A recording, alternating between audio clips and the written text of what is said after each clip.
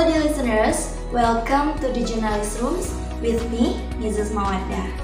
Kali ini aku akan mengangkat konten yang sedikit berbeda dari video-video sebelumnya. Nah, di Journalist Rooms ini aku akan membahas isu-isu terkait remaja dan dunia pendidikan yang tentunya didukung oleh jurnal-jurnal terpercaya. Nah, buat kalian yang mager untuk membaca, boleh banget ya stay tune in the Journalist Rooms with me. Nah, kali ini isu yang menjadi pusat perhatianku adalah kasus bullying atau perundungan. Faktanya di listeners, menurut PISA atau Program for International Students Assessments, Indonesia menjadi negara tertinggi kelima dari 78 negara di dunia dalam kasus bullying setelah Filipina, Brunei, Republik Dominika, dan Maroko. Setidaknya telah tercatat 30-60 kasus bullying atau perundungan per tahun. Artinya, sekitar 41,1% kasus perundungan telah terjadi di Indonesia, khususnya di lingkungan sekolah. Mirisnya, perundungan yang paling banyak terjadi adalah di tingkat SD dan SMP. Nah, di listeners, ada 3 insight dari beberapa jurnal yang sudah aku baca terkait bullying di lingkungan sekolah. Insight yang pertama, perundungan bagaimana sih yang sering terjadi di lingkungan kita? Tidak ada alasan apapun yang membenarkan tindakan bullying ya di listeners. Berikut jenis bullying yang sering terjadi. Yang pertama, bullying secara fisik. Misalnya, menendang, memukul, memeras uang jajan, atau merusak barang. Yang kedua, bullying secara verbal. Misalnya, mengejek, mengancam, mempermalukan, merendahkan, memanggil dengan julukan, atau kecacatan fisik. Yang ketiga, bullying cyber. Misalnya, memberikan komentar-komentar jahat di media sosial atau melakukan tindakan menakut-nakuti atau mengancam korban melalui media sosial. Nah, insight yang kedua, mengapa tindakan bullying seringkali terjadi? Tentunya banyak faktor yang mendukung terjadinya tindakan bullying ya di listeners. Salah satunya, yang pertama, anak memiliki kontrol diri yang rendah. Bisa jadi sebelumnya mereka pernah menjadi korban kekerasan atau bullying, sehingga membuli orang lain adalah upaya membalas dendam dari kekerasan yang mereka terima tempo dulu. Yang kedua, minimnya menanamkan nilai-nilai keagamaan juga menjadi faktor utama, sehingga muncul sikap semena-mena, tidak menghargai orang lain, dan tidak mampu mengontrol diri dari sifat marah, iri, dengki, dan penuh kebencian. Sehingga setiap melihat orang lemah, bawaannya ingin menindas dan melakukan bullying. Yang ketiga, kehidupan keluarga yang tidak harmonis dan orang tua yang terlalu sibuk dengan pekerjaan juga menjadi penyebab pelaku melakukan bullying. Pelaku akan mencari perhatian dengan melakukan tindakan bullying.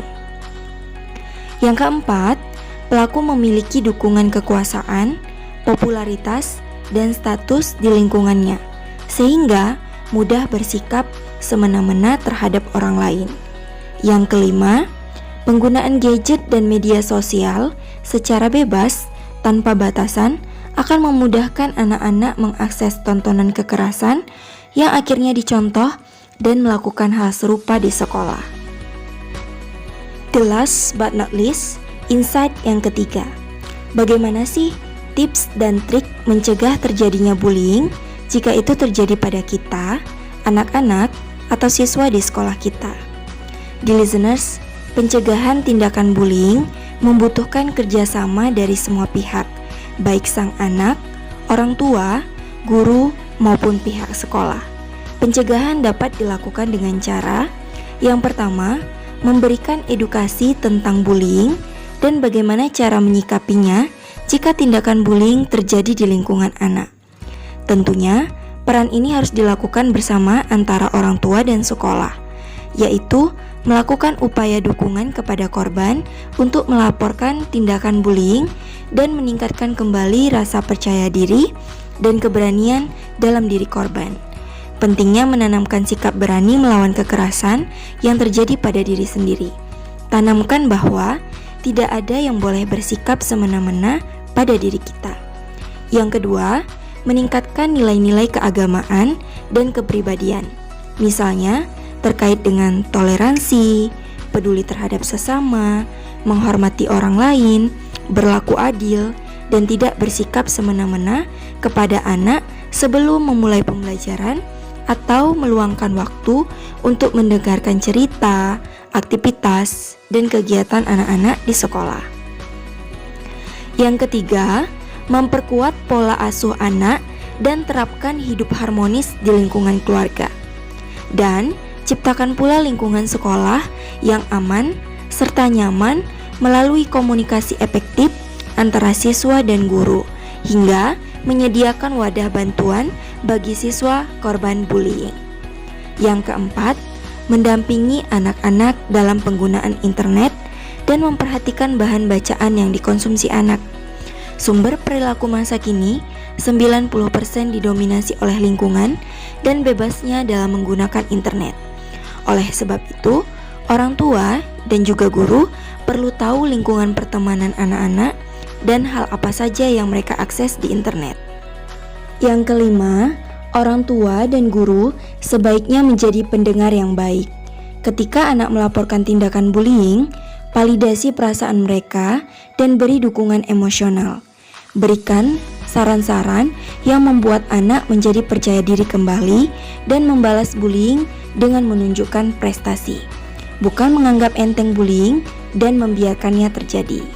Nah, di listeners, kalau kamu menjadi salah satu korban bullying, apa yang perlu kamu lakukan? Tips dan triknya adalah: yang pertama, jika tindakan bullying masih di taraf kecil dan tidak berkepanjangan, abaikan dan tunjukkan sikap acuh, tidak takut dan tidak sedih. Berdirilah dengan tegak, angkat kepalamu dan hadapi dengan tenang. Tunjukkan bahwa kamu terlalu berharga untuk dibully. Jika berada di taraf tinggi dan berkepanjangan, laporkan tindakan bullying kepada teman, orang tua, atau guru untuk ditindaklanjuti. Yang kedua, hindari terpancing oleh pelaku bullying, karena hal ini akan membuat pelaku bullying merasa senang. Apalagi kalau kamu sampai memukul, menendang, mencela, dan bertengkar dengan pelaku. Bisa jadi kamu menjadi bagian dari pelaku bullying, kecuali jika ia melakukan tindakan kekerasan yang membahayakan diri kamu, maka kamu wajib membela diri. Yang ketiga, tunjukkan prestasi dan jalin pertemanan. Ikutilah kegiatan-kegiatan bermanfaat yang dapat mengasah bakat dan minat kamu. Cara ini akan membuat kamu percaya diri dan lingkungan pertemananmu akan bertambah, sehingga pembuli akan menyesal telah melakukan tindakan bullying kepada kamu. Nah, perlu diingat ya, jika kamu sudah berada di atas, tetaplah merendah dan jangan membalaskan dendammu dengan membuli orang lain, karena rasa sakitnya akan sama seperti yang kamu rasakan dulu. Oke di listeners, itu tadi adalah informasi yang mungkin relate dengan kalian. Nah, buat kalian yang pernah menjadi korban bullying, stand up and speak out not to bullying. Katakan pada diri kalian bahwa kalian terlalu berharga untuk dibully. Nah, buat kalian yang sudah terlanjur menjadi pelaku bullying, sudah saatnya berhenti. Bullying hanya dilakukan oleh para pecundang yang tidak pernah hidup bahagia. Semoga bermanfaat di listeners, and see you next time in the Journalist Rooms again. Salam hangat dan salam persahabatan.